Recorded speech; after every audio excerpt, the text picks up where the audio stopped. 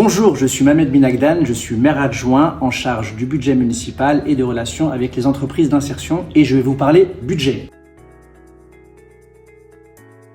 Pas du tout, le budget de la ville n'a pas baissé, il a même augmenté.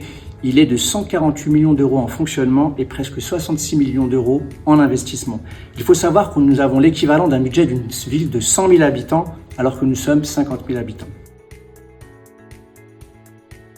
Eh bien, comme toute collectivité territoriale, nous avons effectivement un budget conséquent, mais celui-ci doit toujours s'adapter au contexte. Et là, le contexte de cette année a été particulier.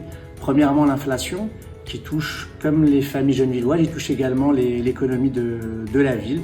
Donc nous avons eu des augmentations sur l'énergie et sur plein de fournitures. Et puis, il y a eu la décision qui a été prise par l'État, qui est pour nous une bonne décision, mais nous n'avons pas été concertés, c'est celle de l'augmentation des salaires, l'augmentation de l'indice des fonctionnaires qui nous a coûté jusqu'à 7 millions d'euros.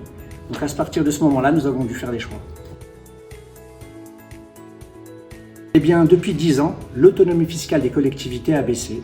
L'État, qui devait à chaque fois remplacer un impôt supprimé par une compensation financière, ne l'a pas fait. En 10 ans, ce sont presque 10 millions d'euros que la ville a perdu. Si nous prenons l'exemple de la taxe professionnelle, la ville de Gennevilliers, qui est une ville riche avec beaucoup d'entreprises, eh bien, elle ne bénéficie plus de cette taxe.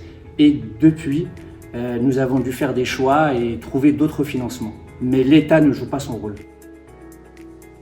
Eh bien, une priorité, elle se mesure au budget, à la somme que nous allons allouer à cette politique. Et sur les 148 millions d'euros, si on prend l'éducation, c'est presque 43 millions d'euros que nous allons donner, que nous allons allouer à l'éducation de vos enfants.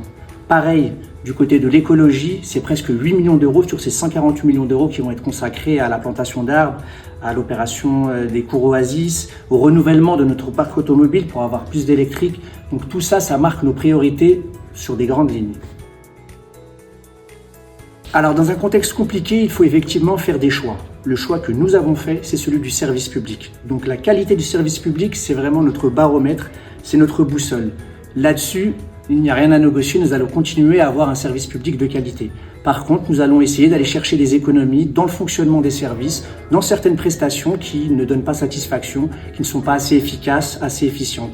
Mais le service public restera de qualité, ça, nous sommes engagés pour que ça le soit.